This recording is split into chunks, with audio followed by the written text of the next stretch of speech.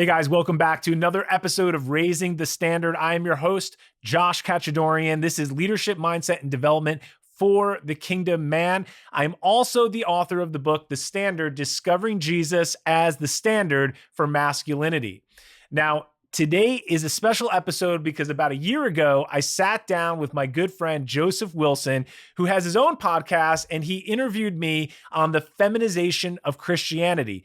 Yes, you heard that right. If you are a Christian male in today's culture, chances are that your church has been impacted or you've been influenced in some part of your life through this feminization of Christianity that happened during the Industrial Revolution. We talk more about that during today's interview. We also talk about how Jesus sets the standard for men, and we go beyond that into interpersonal relationships and a host of other topics that you're not going to want to miss. This is an exciting interview. I had a great time during this discussion, and I wanted to bring it back, air it on the episode for you guys to listen to today. So without further ado, guys, let's get into it.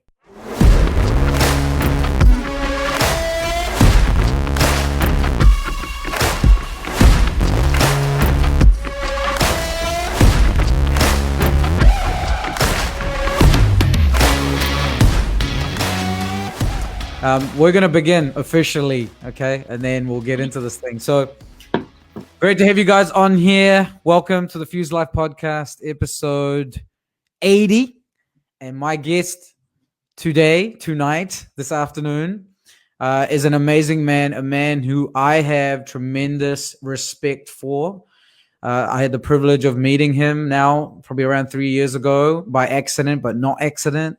And somehow God just connected us. And I love what this man stands for, his mission, his vision.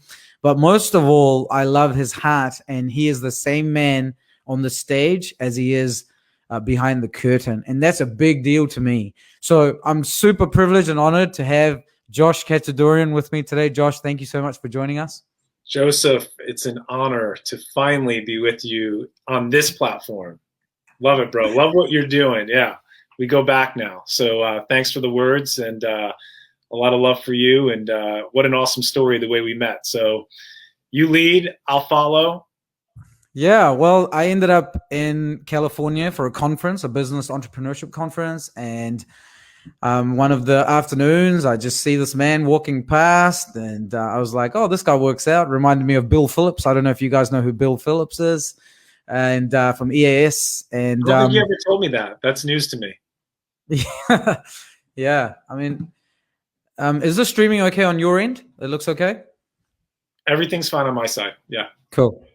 Yeah. And so I was like, man, you know, I'll say this, Josh. The first time I saw you, there was like an executive thing on you, and that kind of, you know, leadership, influence, executive, Bill Phillips.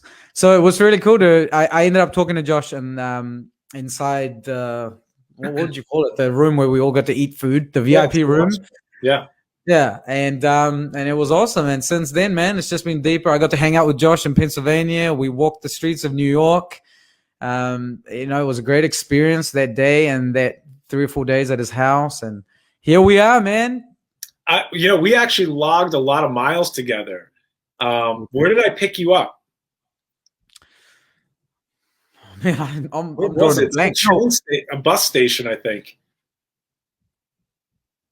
I'm but drawing a blank. I drove you to Pittsburgh. No, you drove me to a bus station. We met together at the conference and took the plane. No, but I picked you up when you came to Pennsylvania. Anyways, we've been literally across the state. I brought you to New York City. Oh, that's the first time. That's right. I picked you up somewhere in South Pennsylvania. Then we drove to Pittsburgh. So we went to the gym together. Yeah, we logged some hours, man. It was fun. Good times. You know, I love that for you. The spirit, soul, body aspect is all one, is all important. You know, I have so much respect for you as not just as a man, but a husband, a father. And then there's this business side to you, this coach side to you, this mentor side to you. So let's go into that a little bit. Can you just tell people a little bit about you, what you do, what you are about? Sure. Yeah. Thanks, Joseph. So guys, for, here's the quick, and we can go as deep as you want on any one of these sides, but grew up in a Christian home, was fortunate to have a real praying mother, and have awesome just spiritual influences, ministry opportunities growing up, being in that environment. Started my own business later in life, started a fitness equipment store, and grew that from 1 location to 3 locations. So I learned how to grow a business. I learned really what not to do during that time period. After about 5 years in that business of growing, scaling, hiring, being the salesperson, but also the janitor, delivering the equipment, selling it, and driving the van around, doing the books and also cleaning the bathroom, like doing all those roles. Really helped me develop into the man I was becoming at that point in time. And then met my wife, was married for about a year, and had a phenomenal encounter that brought us into the next season of our life, where literally we were, married for about a year. I'm owning this business. I have 3 locations. And during that time period, just was capped a little bit, was waiting for the next thing. We felt this sense of spiritual expectation over our lives. And we were really hungry for what's next. I guess the best way I could say is that, we were not pregnant at the time, but it felt like we were pregnant with something, and we were waiting for what's that thing that we're going to do. And we literally were praying together as a new married couple in the living room one day. And I was like praying one of those desperate prayers, Joseph. I'm like, Lord, I'll go anywhere, like wherever you want us to go, whatever you want to do. And guys, let me tell you, do not pray that prayer unless you really mean it, because no joke, no exaggeration. In the middle of that prayer, the phone rang. I just got done saying, I'll go anywhere. And the phone rings. And I look at Rachel, my wife, and I said, should I get it? She's like, yeah. I kind of interrupted things. So she's like, yeah, I guess you should get it. And it was a really good friend of mine that I had left a voicemail to days before this phone call came in. And he was my youth group leader, someone I looked up to, but I lost contact with, haven't been in touch with in a long time. He was a pharmaceutical sales rep. It was something I always wanted to do. And I just wanted to pick his brain to see, hey, do I even have a shot if I ever wanted to make a jump from owning my own business to jumping into what you do? And he's like, well, as a matter of fact, I'm actually a manager right now. I have a spot open. You should come interview for it. The spot's in Brooklyn. And this was all happening when we lived in upstate New York, far from the city, 3 hours north. So we literally just got done saying we'd go anywhere. And the call came in, and the invitation was the interview in Brooklyn, New York. And wow. The rest is history. We prayed for the open doors, for green lights. We sought the wisdom of counselors and mentors, spiritual fathers that were in my life, went through those doors, boom, boom, boom, everything opened. Tremendous favor in that company for over 15 years now, 6 different promotions, building that executive presence, going from a kid that was a little bit raw, a little bit rough around the edges, to really smoothing that out and learning and being trained in the ways of the world in a lot of ways, learning and getting a first-class education in Egypt, if we want to call it that, and just ascending through those ranks. And then really learned and obtained a coaching skill set, building high-performance teams, stepping into ascending levels of leadership. And that led to different opportunities, different divine connections where our paths cross, where now I help out a major organization and movement for Kingdom entrepreneurs, and I help run their coaching program, as well as do what I'm doing now, which is writing a book and growing some various media outlets that we'll talk about on this episode in what is now standard59.com. Boom. And so can we go into that a little bit, like just your book? I know at the end we'll touch on it again, but why write this book? What happened to bring you to this point, and what is the standard? So before we jump right into that, let's weave this in to the topic of what you titled this episode, which is the feminization of Christianity. So let's go there first, cool. And then I'll get into the book a little bit, Joseph. So in America, it's a little bit different. I think in New Zealand, you guys have a little bit different genesis of Christianity and how it was brought to your shores. I did a little bit of due diligence on, the missionaries and what happened over the last couple of centuries in your country. And And I won't dial the clock back too far, but why is it right now? And maybe you can tell me if this is the case in New Zealand as well. But when we talk about Jesus, I'm talking about at a general level, at a mainstream level, to the man on the street, to the mainstream church. For people that know of him and maybe know him on the fringes, they know a little bit about the Bible, they've been to Sunday school, maybe they're not totally in the depth of a relationship as your tribe here. But why is it that when we think of Jesus, we think of someone soft? We think of these very soft characteristics, these qualities I see the picture of the European Jesus, holding the sheep, and he's certainly a lamb. He certainly has empathy and EQ, but that seems to be the way most people peg Jesus, is this feminine, weak religion and weak character who is a hippie who came and spread this message of love. And he wore his Birkenstocks and traveled all over the desert and the wilderness, and kind of didn't offend anyone, didn't ruffle any feathers. And it's a soft picture, and that's kind of what we have here in America. If I was to stop anyone on the street, that would probably be fairly accurate to the way, whether they say it overtly or not, that would probably be pretty accurate to the way they envision Jesus or view Christians in general. Christian men, Christians at large. You're pacifist, you're passive, you're not aggressive, you're weak. You let people walk on you, and that's the way your religion trains you to be. Would that be similar in your country? Yeah. Yep. And some of the island countries I've been to also, it's a similar thing. Yeah. Yeah, and part of that, at least, not to dial it back too far, but if we go to the Industrial Revolution, just tell the story real quick, and I'm sure it had an influence on New Zealand. What happened at that time was men were mostly on the farm, raising their family. I don't know if you guys have the show Little House on the Prairie. My children love it. Get on it if you can. It's a great family show. But it's this picture of farm life, right? And the family unit, the way it should be. And, they're growing their food. There's a small community. And, they're living life together. The man's the spiritual head of the household. There's good role modeling, good fathering, phenomenal family bonds. They read the Bible together. And, we have this picture of this family unit before the Industrial Revolution starts to take place.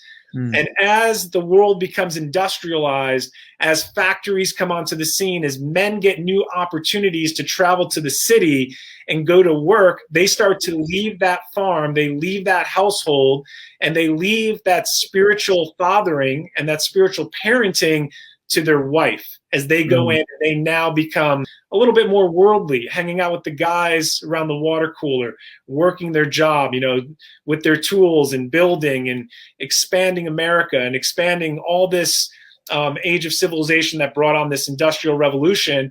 And what happened at that time was a critical shift. Men started to leave their post as the spiritual father in the home, left that job to the females, their wives, and in turn, the wives are staying in church, but the men are departing from church. And now we're starting to get a culture of the church is attracting predominantly women. So they start to put programs together, and they start to cater to their biggest conglomerate, their biggest population, which is women. And it starts a cycle of, we need more programs for the women. We need more ways to attract them and get them here. And men get pushed away farther, and the church starts to take on this feminine feel. The programs are feminine, the songs are feminine, the things that are happening. And when I say feminine, I don't mean to offend anyone. I'm just talking about if we clustered characteristics that we would say are masculine, and we clustered characteristics that we'd see are more motherly and feminine. That's what I'm talking about. Certainly, a male and female can have similar and shared characteristics, so don't mean to offend anyone with that.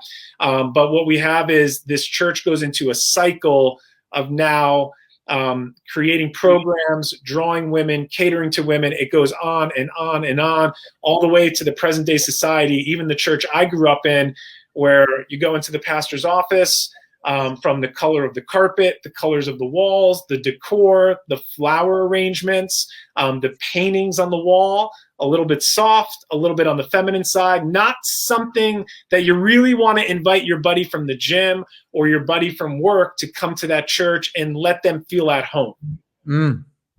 Totally. Right? So do you have a little bit of that in New Zealand? A little bit of that residue that probably traveled over from the shores of America. Yeah, I think this is true for most countries, at least in the West, so bang on.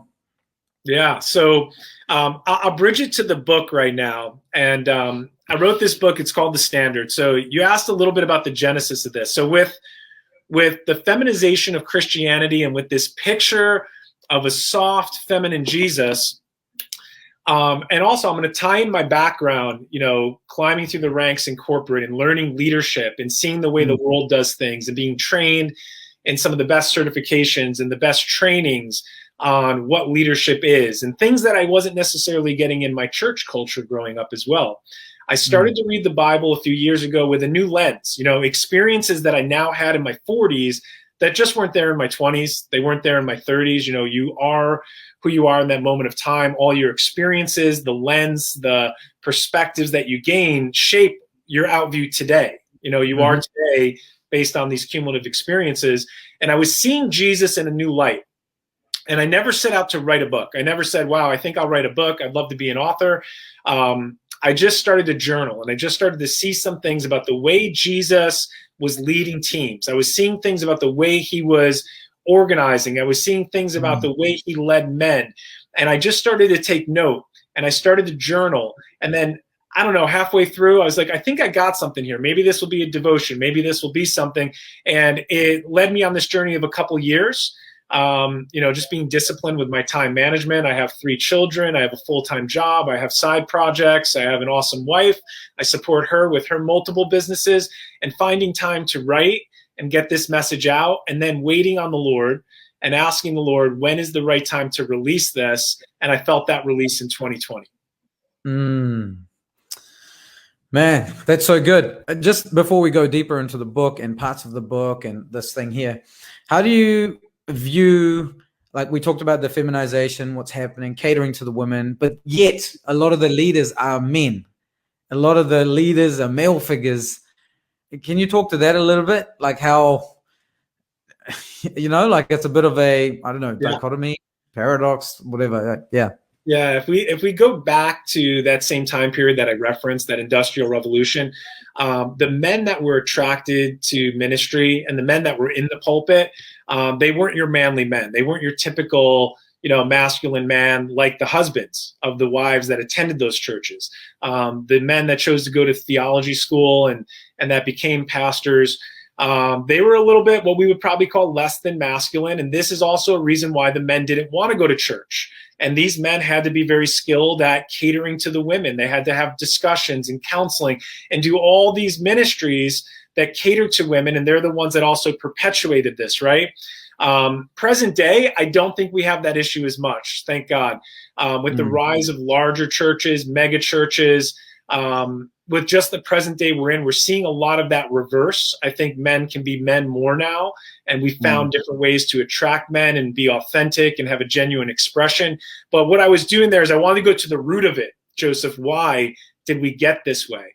And even now, we have such a divide of the sacred versus the secular, right? The professional minister versus the guy who works in the factory, the blue collar worker, the white collar worker. And there's this separation. And that separation's further agitated and divided every Sunday because we sit there and we watch the one-man show. And I'm not tearing down church, but we're conditioned to be spectators. And unless we have other ministries, and some churches do this really well, but if you have a way to activate your men, plug them in, give them opportunity to be with themselves, to express themselves, to talk about what they need and come together with good, strong male leadership, it can work well. Unfortunately, we don't have a lot of that in present day churches. At least the majority of churches I've been to in my life, I've probably only seen 2 to 3 men's groups. And one of those I initiated just because I was bored and no one was doing anything. And the other 2, there was something already baked in, but the rest, non-existent. There's a lot of people agreeing with you here. Probably a lot of women, wives, who are facing some of this. And I want to address some of this here. Like one of the ladies just said, I know men who are in our church and frustrated because the local church sways this way. No freedom for a masculine expression. Can you speak to that a little bit? A masculine expression in your eyes and your research and your experience. What is healthy in that sense? Well, I want to be careful, because what I don't want to do is I don't want to bash churches, and I don't want to say that I have every answer right now either, right? But if we look by and large at the church, right? If we look broad brush, what we see, and we're talking about men that we're trying to reach. We're not talking necessarily about strong men like yourself who are plugged in, who are committed disciples and really following the Lord, spending time in the Word and really know Him. But if we're trying to activate the fringes, if we're trying to draw more men into the man they're created and called to be, we have to create a space where they can be welcome and where they understand how they can connect. So it starts with understanding a man is totally different than a woman. And if we look at even our worship songs, and I am a worshiper, I'm an intercessor, I love to worship, right? I love to go into the deep places, but I can even admit a lot of our songs and current culture, it may turn guys off where they don't feel welcome to come in, because it's really centered on intimacy. It's really centered on these softer aspects that they don't necessarily connect with at a visceral level. A man wants to connect. We have these different motifs in the Bible, but I mean, we're more than conquerors. We have the sword of the Spirit. We wear the armor of God. We're overcomers. That's the language that speaks to me. That's one of my core themes, is to be a leader and to be an overcomer and to rise up against the enemy, the world systems, to take dominion in my life, to take dominion over myself. That's masculine language, to step into that victorious view. And there's two sides, right? Because there's masculine and feminine. Even if we go into Genesis and we look at how we are made in His image and His likeness, His image in the Hebrew, each Hebrew word has a genitive to it. It's either male or female. An image is male. That's masculine. We're made in His image. Likeness is female. We're made in His image and His likeness. So if you think about Adam, even though he was created male in man's image, he still is carrying the likeness of Eve within him before Eve was pulled out. And it's a beautiful picture of we're hidden in Christ, Colossians, right? It's the church is within Jesus. So we serve this Lord with masculine and feminine qualities. But if we want to attract men, we have to get them with the masculine energy, the masculine qualities. Those are the things that speak to me. And if I look at Jesus, he steps onto the scene. He's a man. He could have came in to any vocation. He could have came. I mean, it actually makes sense if you think about it. Why didn't he come in as a rabbi? Why didn't he study? Why didn't he follow a rabbi for most of his earthly life and take the route that Paul did? Paul followed Gamaliel. That's what he did. And, that gives him his background as he launches out into the New Testament and his conversion. But that's not Jesus's path. He wasn't born a Levite. He was born and enters into the world as a blue collar worker. So think about that. Jesus could have came as anything, and he rubs elbows with humanity, right? He rubs elbows as a worker. I won't say a carpenter. I think he was a builder. He probably built with stone. There's a lot of reasons why I would say that, but he probably worked with wood as well. But he built. He used his hands. He used tools. He sweat. And he comes into earth as a blue-collar worker, identifying with what the everyday man would go through. And as he steps into his ministry, he attracts and he calls forth men from different vocations, but the majority of them were in the industrial fishing business, right? These are blue-collar workers. These are roughnecks. These are guys, they were rough around the edges. They had, not the most articulate language, the way they spoke. We know that about Peter when he spoke. You speak like a Galilean. You speak like someone that was out on a fishing boat. So these are the people he attracted. This is who he poured his life into. He didn't look for the most articulate, the most educated, but he works with the roughnecks. He works with the men of the day. And, there's educated. Luke was a physician. Matthew was a tax collector. I love the diversity there. But that's who he attracts. So how do we go from Jesus leading this band of misfits transforming them into world changers, setting them free on the world stage. Literally, the guy who is a coward and denies Jesus while he's onlooking 3 times stands up and 3,000 people get saved on the day of Pentecost. Like, that's the Jesus I want to follow. That's my Lord. That's my Savior. But that's not the picture that most people see and that most men know of when they think of Jesus. Totally. And it's not talked about. I'm glad you're talking about it.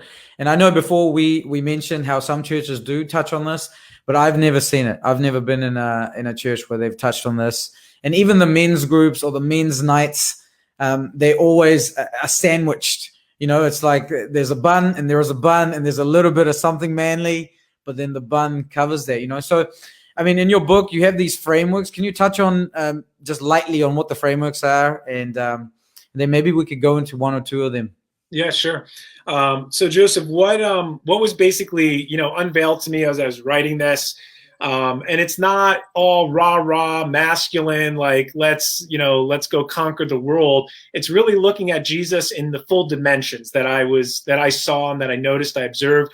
There's certainly many more, right? I'm not saying this is exhaustive. We're talking about Jesus. He's inexhaustible. He's the Christ of unsearchable riches. So by no means, I'm barely touching the surface if we put things in perspective. But what stood out to me was 6 different dimensions in the life of Jesus. I'll just tell you what they are right now.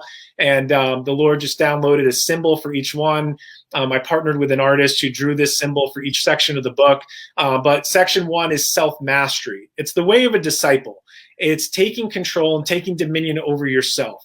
So many men, they want to be kings, right? They want to be leaders. They want to rule, they want to reign, but you're not able to rule anything until you're able to rule yourself. So we're talking about self-mastery, and that is the picture of the measuring reed or the measuring rod. Jesus was a builder. There's a lot of references in scripture to measuring and measurements, and I'm making the case that he is the standard that we are measured against, that he sets the standard for humanity. He sets the standard for men. He sets the standard for true masculinity. Book 2, we go into leadership, the shepherd staff, and I really talk about the way he built, the way he led teams, the way he organizes, and this new style of leadership that he breaks onto the world stage with and revolutionizes everything against the backdrop of the kings and the rulers of the earth. And that is servant leadership. After that, we look at communication, the way he communicates. And, I love that scripture where he says, if I'm lifted up, I'll draw all men unto me. He uses a lot of analogies from farming and from fishing. And so this one is the fishing net that he pulls. He never pushes people, he pulls. All his words are always there to invite discovery, to draw the spiritually curious to come deeper if you have ears to hear. After communication, I do touch on there is this level of empathy. So I'm not against Jesus as the lamb. I just think sometimes we're out of balance where we see him only as a lamb and never as a lion. But there is this part, it is central to who he is. He does display emotion. He is emotionally intelligent. He has a high level of empathy and the ability to relate to those around him and form rapport, build trust, and build bonds immediately. As a man, as the Son of Man, he does this. And that is the empathy section.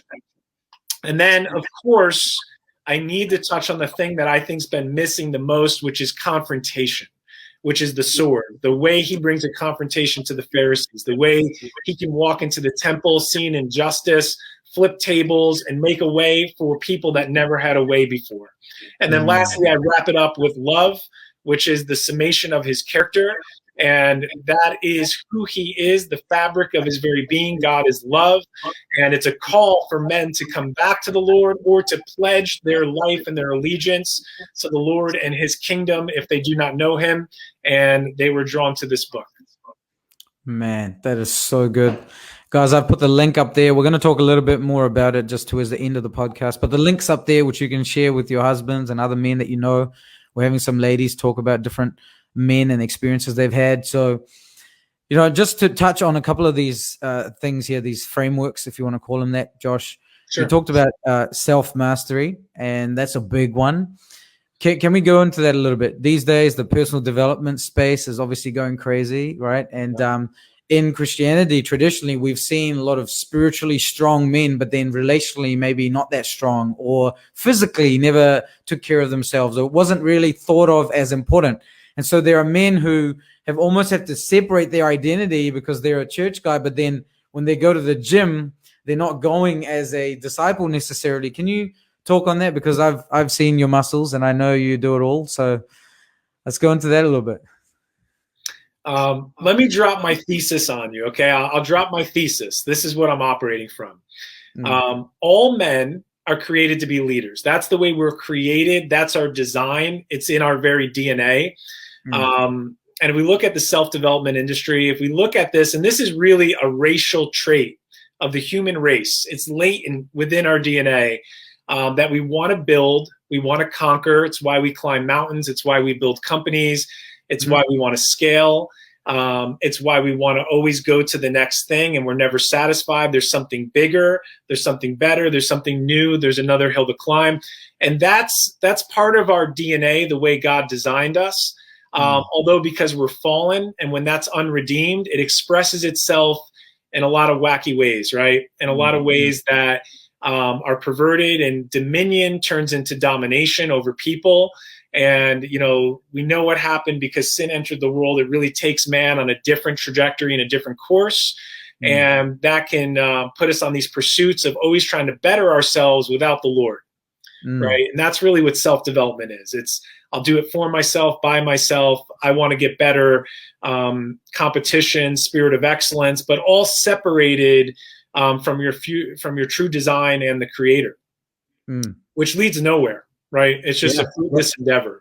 You end up climbing, but at the end of your life, you realize you climbed the wrong tree. You climbed the tree of the knowledge of good and evil, and you might have went high, but you're in the wrong one.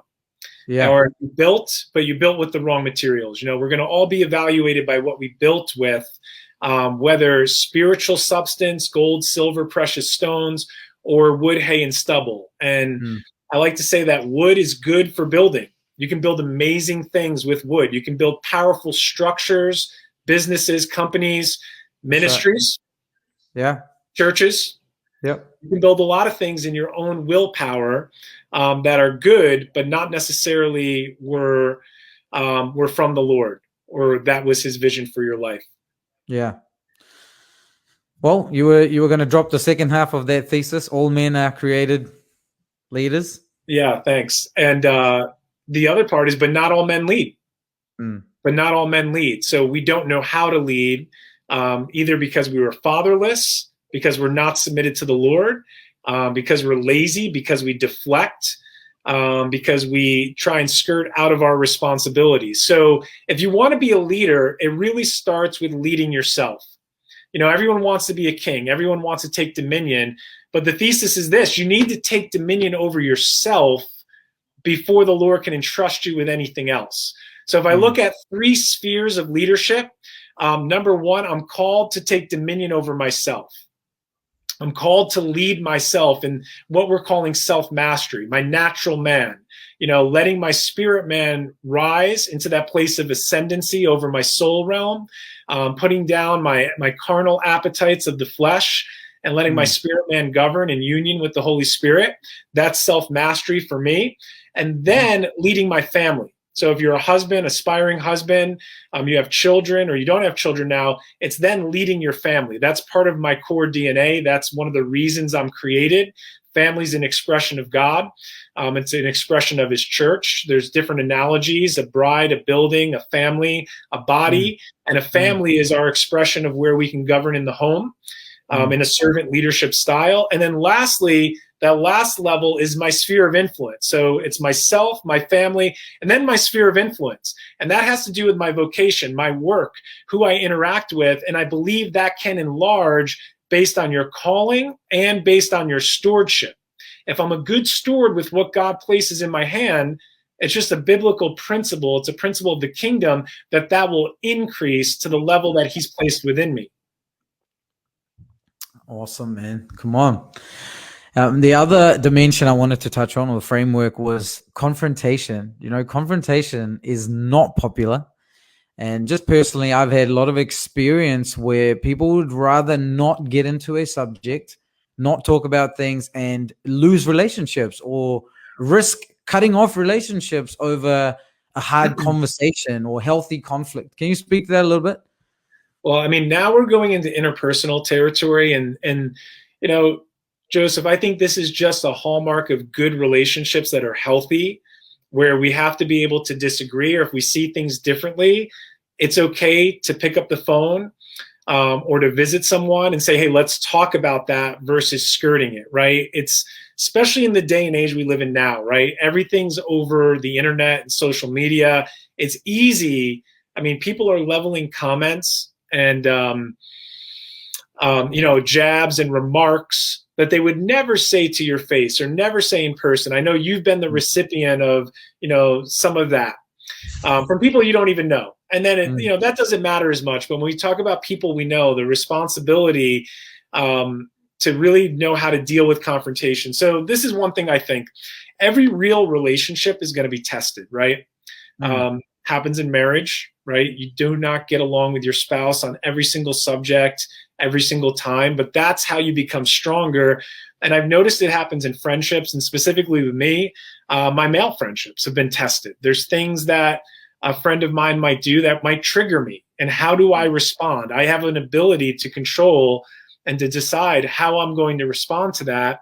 And even when there's an offense, and I can do the lazy thing, which a lot of people do, which is they duck or they just drop out.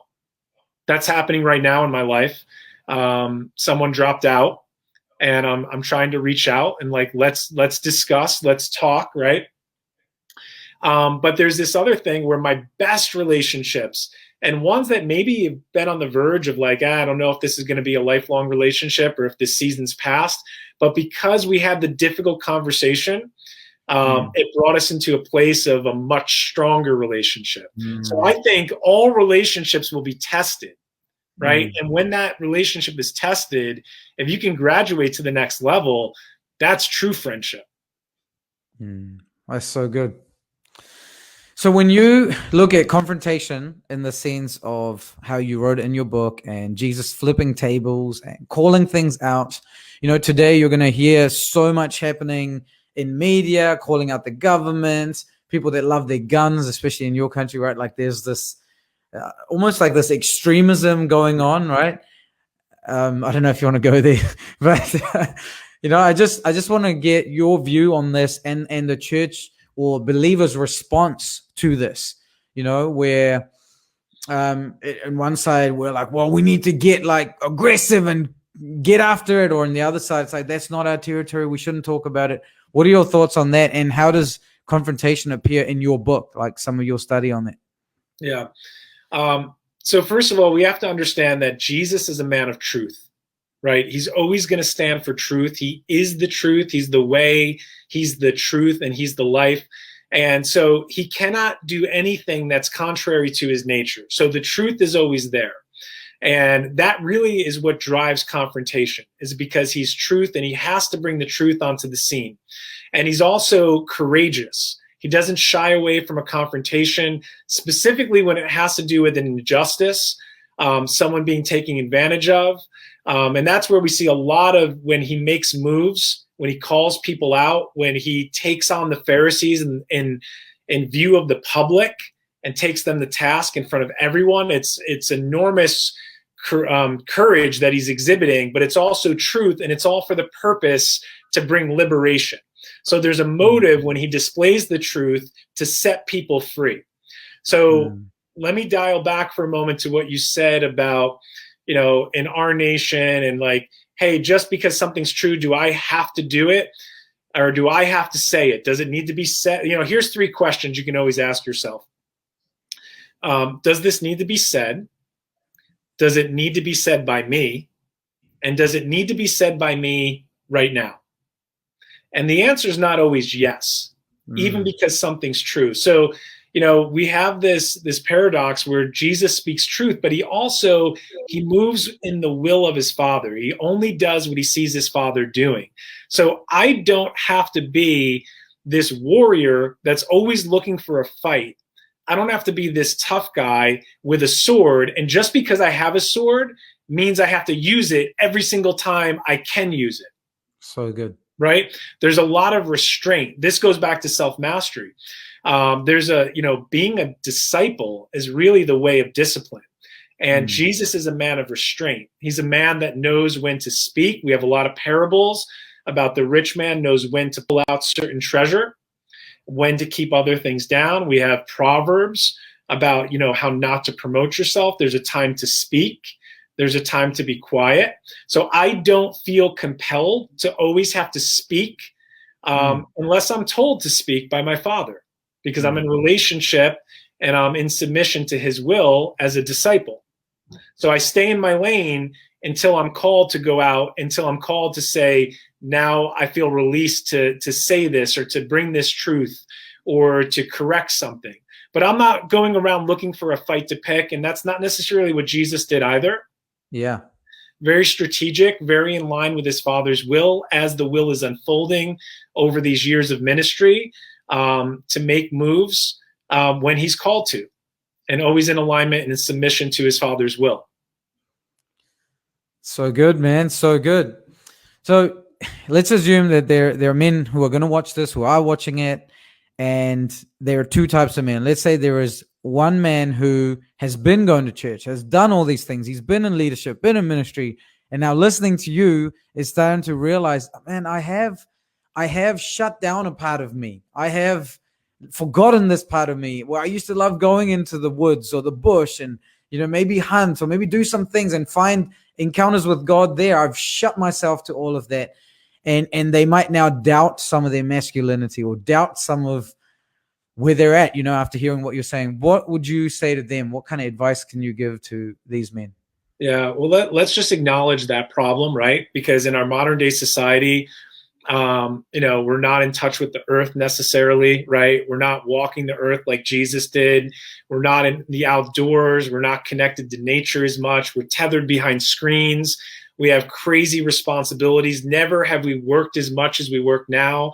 The grind is in full effect, multiple incomes, jobs, working spouses, emails going off, distractions everywhere, temptations everywhere, the world system growing and encroaching in different aspects. So if we don't build walls, if we don't have a place, a sacred space we carve out, and if we don't purposely and intentionally find that place to walk with our Father, then we're pretty much, if we're left in isolation and we're disconnected, we're set up for failure. So let's acknowledge that if you're a man and you're listening to this, it's not entirely your fault. You have to take responsibility for where you are, but the world and its systems, the environment you're in, everything is working against you right now.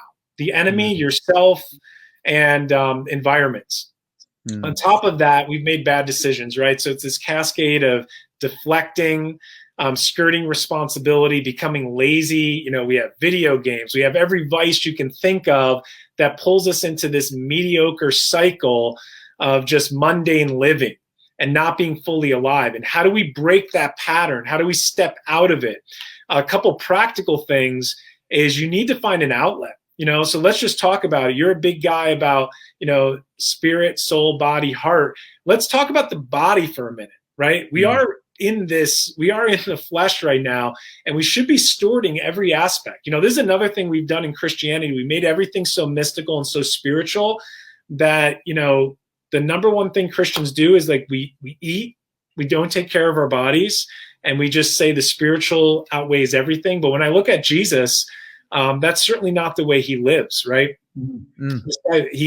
Jesus, he fasts for 40 days. He had a fasting lifestyle, which right now, that is the cutting edge in biohacking, right? The benefits of fasting. Jesus was doing it first. And on top of that, he's strong. He was a builder. He was in good shape. He walked everywhere. He could carry that cross on his back, right, after taking a beating. When he calls Peter out to walk on the water and Peter falls, he can put his hand out and he can pull him up. This takes strength. This is physical force. This isn't just spiritual. So I believe Jesus was a strong man. He was capable. He was a protector. And there's something about connecting. And I notice, and I know you're doing it right now with G63, and I love it. There is this connection specifically for men. I think it's for everyone, but specifically for men, there's this connection between the way I stored myself physically and my stewardship in the spiritual realm.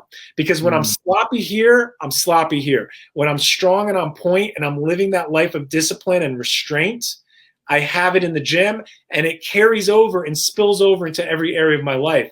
Likewise, when I'm living in submission to the Lord, when I'm in alignment with his will, when I'm spending time with him throughout the day, not just a sacred space, but I'm living the way I'm supposed to be living, that also carries over into all my disciplines. So the way you do one thing is the way you do everything. It's hard to really serve him with all your might in one area and then just live sloppy and eat whatever I want and just stay up late and not take care of myself. So there is that correlation for men. So I think that's a trigger point that I've noticed, not only in my life, but in other men as well, where we can tell. I've talked to, mutual friends of ours, where I can tell if a guy's not doing well. One of our mutual friends, Richard, will tell him, hey, you need to get back in the gym. You're a better man when you work out. You're better when you're doing something. Go do something.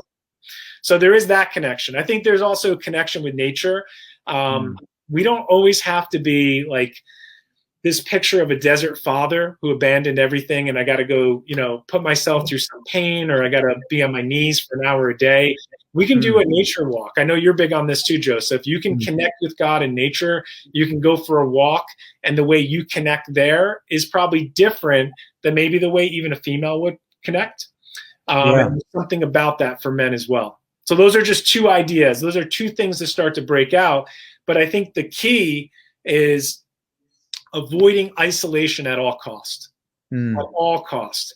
Getting connected with like-minded men, whether it's virtual or if it's a literal gathering in a proximity to where you are, but being around people, that principle of iron sharpening iron, and people that will tell you the truth. And like you say, call you out on your junk, right? Get in your face and hold you accountable. So someone you can be real and raw with and not just put up the church face. How you doing today? Good. Okay, move on, right? I'm talking about relationships. That's what we want, right? Yeah, totally. I love it. And there's one side, right? So let's hit this other side. What about the guys that have come into church and they're like, oh, this worship feeling stuff or the language, I just don't fit in. I've never felt like I fit in. Maybe the pastor was threatened by me, or whatever like that. But just this person that's tried and now is on the fringes or out, but they love Jesus and they don't have a space where they can, do this. Or what are some of your thoughts to men like this? Because I know there are a few that are going to listen to this. They're in that place. If they're listening to this and they're in New Zealand, find Joseph and connect with him.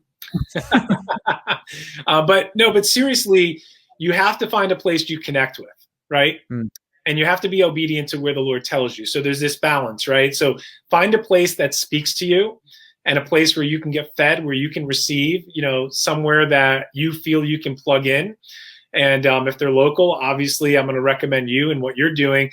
And then there's this other side of it as well. I think we're talking to the first gentleman, which is they need to find a place where they fit, where they connect, where they come alive, where they're like, yeah, this is where I need to be.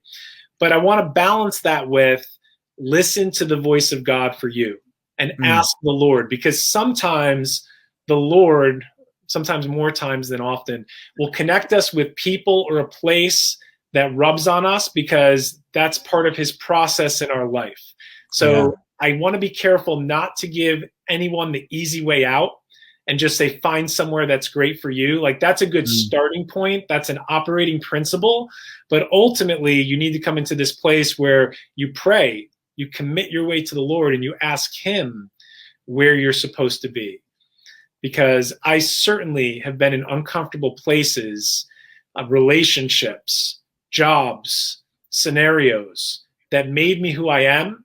And those were the testing grounds that develop me in the Lord's process. And something we both share is that we know that before God uses anything or anyone, he will break it first. He will break it. And part of that breaking process is we need to submit to his ways.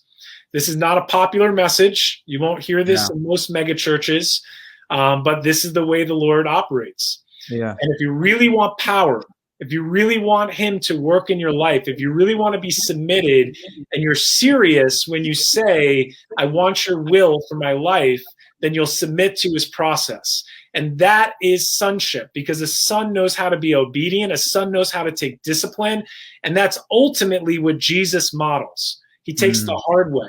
You know, this is the life and the way of the disciple, and it is the way of the cross. We have the work of the cross where it is finished, and positionally we are saved. We're in right standing with God, but we also have this experiential invitation to follow in the way of the cross. To be a disciple is to pick up your cross and follow me. And so part of that is going to be asking the Lord, am I supposed to be here? And when you say, I want to leave, I don't want to be here, and he says, no, stay, son. I'm not done with this portion in your life. I'm not done with this season. That you can say, yes, Father, and you can submit. So good, man. And I'm going to throw some more things at you. We can you can decline to go there if you want, but like the woman, what about the women that are listening? And they say there's a woman here whose husband is in this kind of place, and they just find nowhere that they can fit in. What is some advice you could give her? Where the husband doesn't fit in, or the woman doesn't fit in? Where the husband, like the woman's listening to you and going, man, that's exactly what my husband's been saying this whole time. And, you know, do you have any advice or any words for her? So what I don't want to do is I don't want to act like I'm the expert and I have the solution on everything. All right. Sure. That's not what I want to play, and that's not who I am. For every single aspect, I'm not the guru, and I don't want to put myself in that position. But what I will say is, hopefully women that are listening to this, you can understand some of the needs, some of the ways your husband is built that's different than what your church may be delivering. And let me go a step further. It's probably different than your expectation as well. Right? Because men and women in relationships are really grounded in expectations. And when things go bad, it's because we have different expectations. The woman thought it was going to be like this. The man was expecting something else. And I'm just talking real, right? Real relationships. And that's where things go bad. And it's the same way with expectations of maybe what you want your husband to look like or do in your vision of how he's serving the Lord. And so I think what you can do is you can understand how he's built, the language that speaks to him on a DNA level, the way God created us to build, to achieve. We have a language of honor and respect. That's something that we all want. That's something we need. Most men, that's part of their language that they speak. It's the way they relate to people. You know, Joseph, and you, if you and I are in the room, or actually if I go to my son's school and I watch him play, I'm going to see him standing shoulder to shoulder with his friends. And they're going to bond over an activity. They're going to bond, and he's going to show his action figure, and the kid next to him is going to show the building blocks, and they're going to knock it over, and they're going to play, and they're going to build while they're facing the same direction. And that's the way they're going to build camaraderie. That's the way they connect. When it comes to females, and if I look at even at a young age, in my daughter's classroom, the women are going to connect differently. The girls are going to connect differently. They're going to want direct dialogue, eye contact. They're going to face each other. They're not going to do an activity together. They're going to speak and want to have a deeper conversation. So these are some really different ways and expectations that we need to level on what my wife does, what she wants. And then also, how do I flex? How does she flex? How do we bend to each other? But I think grounding on expectations is a really wise thing to understand how your husband's built. And lastly, I am the product of a praying mother. So do not underestimate the prayers that you can pray for your husband, for your loved ones.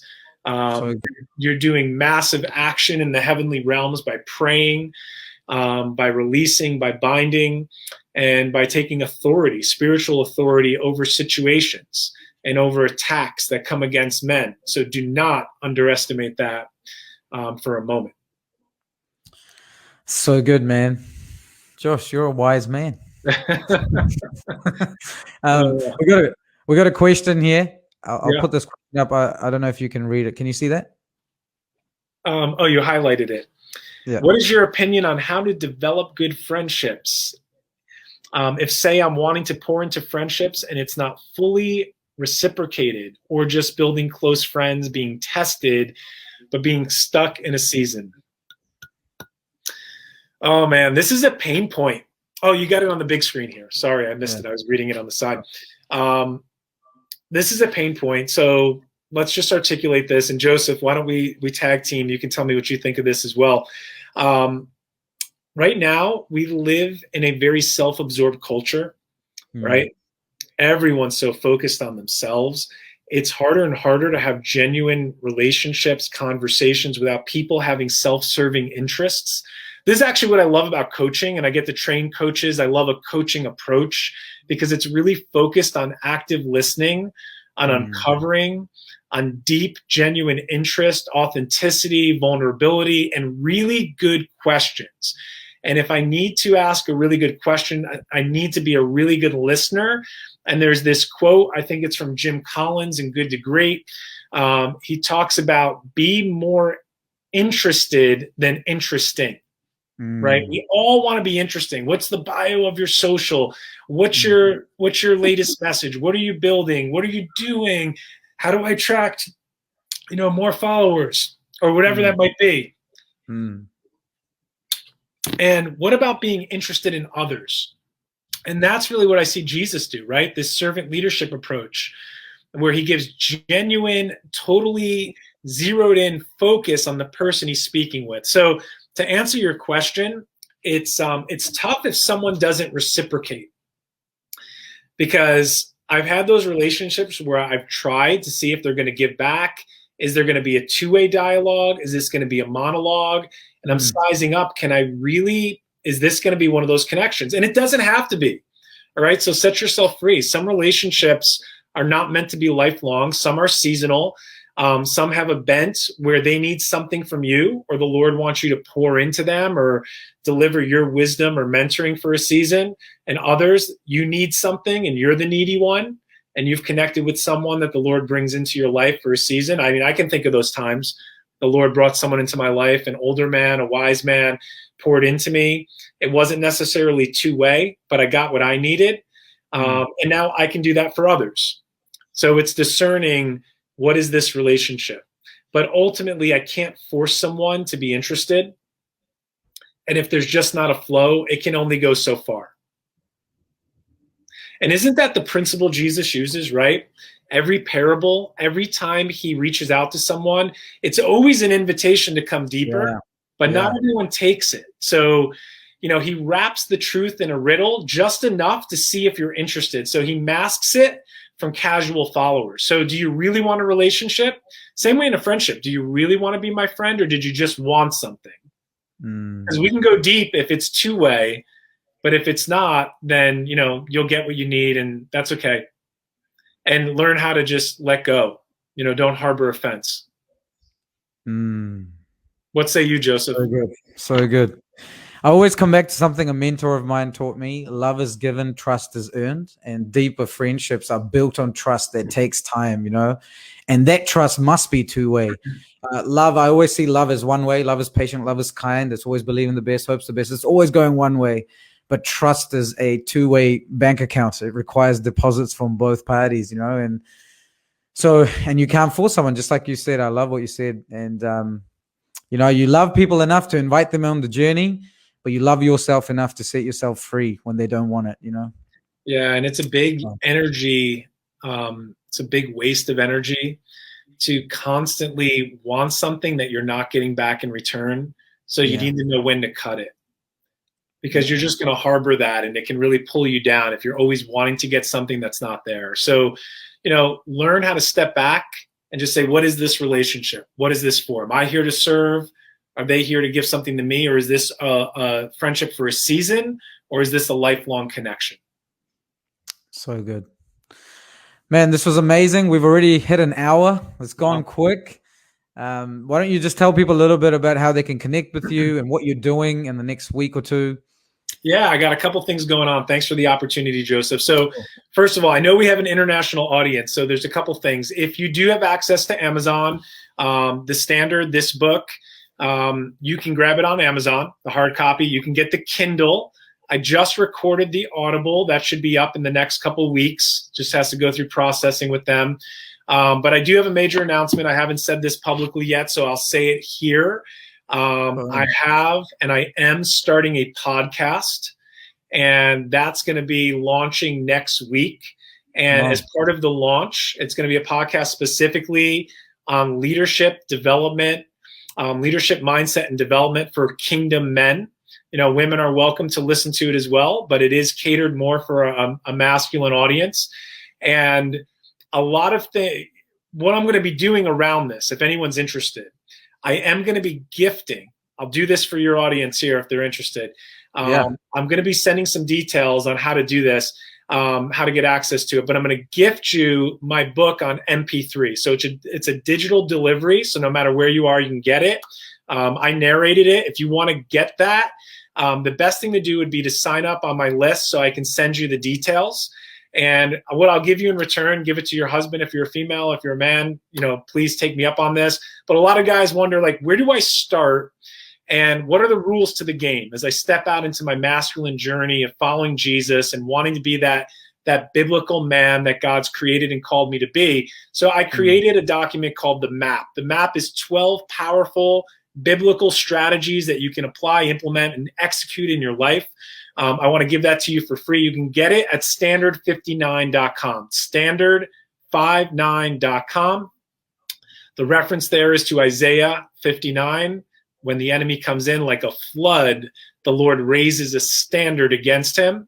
And right now we have attacks on masculinity. We have attacks on us happening on all sides. And it's the Lord's promise that he raises a standard. And that standard is Jesus. And we see that in the unfolding scriptures in Isaiah 59:19 and beyond, that he is the warrior that comes in and fights on our behalf. So standard59.com, the map, you can get it for free. I'll give you details. If you want to find out how to get that Audible MP3 for free, I'll give that to you as well. And bro, it's been an honor. I love you. I love what you're doing. And this is amazing.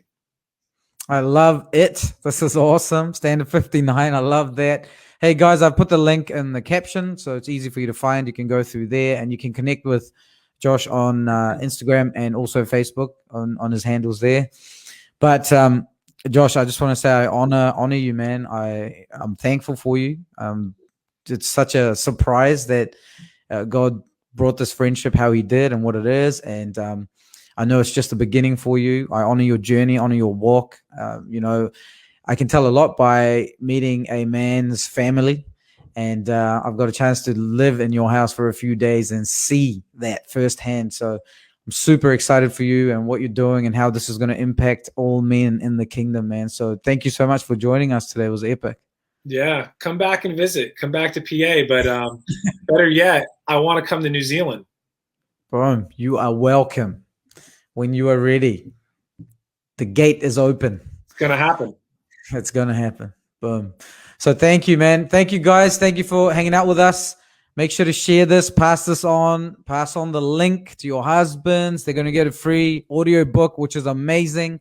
And also the map, they're going to get connected to what they need. Men need men. I keep saying this. Men need men. And here is a great opportunity to be part of something that God's doing in this time, you know.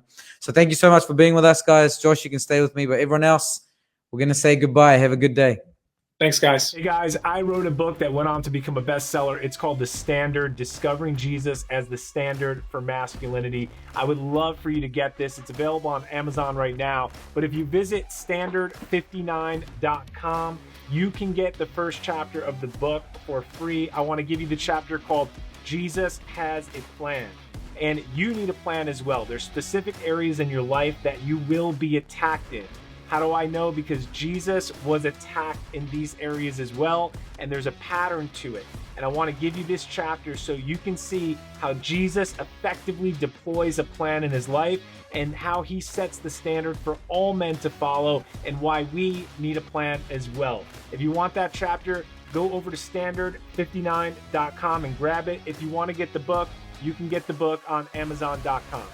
Thanks for watching today's video, and if something resonated with you, please leave a comment below. Let us know what it was. Tell us what you would like us to explore for future episodes. Go ahead, like this video, subscribe to the channel, and continue to raise the standard.